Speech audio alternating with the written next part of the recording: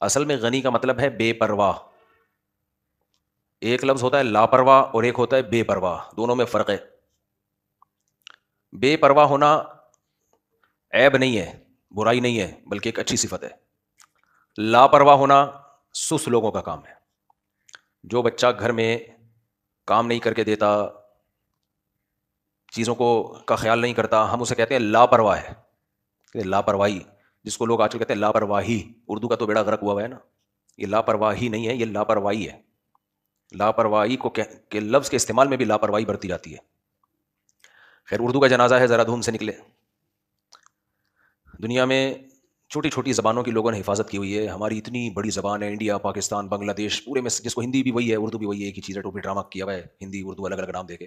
بھی انگریز اپنا منجن بیچ کے چلا گیا اور ہم ابھی تک اسی منجن کو سنبھال کے رکھا ہوا ہے. اس نے اردو زبان کو توڑنے کے لیے نا، ایک ہندو جو اردو بول رہے ہیں اس نے بولا ہندی بولو اس کو. مسلمان جو اردو بول رہے ہیں اس نے بولا اس کو اردو بولو. تو منجن بیچ کے چلا گیا، ہم ابھی تک اسی منجن میں تقسیم ہوئے ہیں کہ یہ ہندی ہے، یہ اردو ہے. تو خیر یہ تو الگ بحث ہے. وہ وہی اردو ہے، وہی ہندی ہے، وہی اس کو ہندی بول لو، اس کو اردو بول لو. ہے اتنی بڑی زبان، لیکن دو ٹکڑوں میں کر کے بیڑا ہی غرق کر دیا اس نے.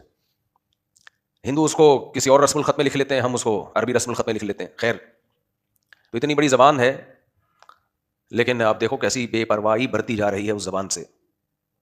اچھا خیر، تو بے پرواہ ہونا الگ چیز ہے، لاپرواہ ہونا الگ چیز ہے. لاپرواہ کا مطلب تو یہ ہے کہ کنڈی نہیں لگاتا رات کو سونے سے پہلے، دکان میں تالا نہیں ڈالتا، گائے کے بچے کو کھلا چھوڑ دیتا ہے. میں تو وہ لاپرواہی کی باتیں کروں گا نا جو ہمارے گھر میں ہو رہی ہیں. گائے کے بچے کو آپ کھلا چھوڑ دیں، وہ سارا دودھ پی لے گا. خیر، تو پڑھائی میں دلچسپی نہیں لیتا، اپنے مستقبل کی فکر نہیں ہے، یہ سب چیزیں کہلاتی ہیں لاپرواہی. لاپرواہی بہت بڑا عیب ہے.